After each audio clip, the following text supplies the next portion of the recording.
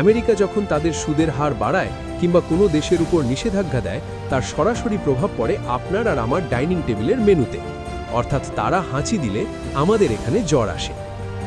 বর্তমানে বিশ্ব রাজনীতির নজর ইরান এবং আমেরিকার দ্বিতীয় ধাপের শান্তি সংলাপের দিকে। দীর্ঘদিনের অস্থিরতা কমিয়ে একটি স্থিতিশীল অবস্থায় ফেরার চেষ্টা চলছে, কিন্তু মুদ্রার উল্টো পিঠও আছে।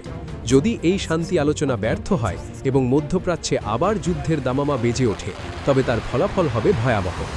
ইরান আমেরিকা দ্বন্দ্ব মানেই বিশ্বের অন্যতম প্রধান তেল সরবরাহ রুট হরমুজ প্রণালী হুমকির মুখে পড়া।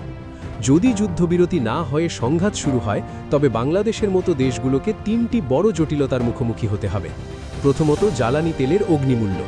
আন্তর্জাতিক বাজারে তেলের দাম বাড়লে দেশে পরিবহন খরচ আকাশ ছোঁবে। দ্বিতীয়ত, ডলার সংকট ও মুদ্রার অবমূল্যায়ন। অস্থিরতায় ডলারের দাম বাড়লে এলসি খোলা কঠিন হবে এবং সাধারণ পণ্যের সংকট দেখা দেবে।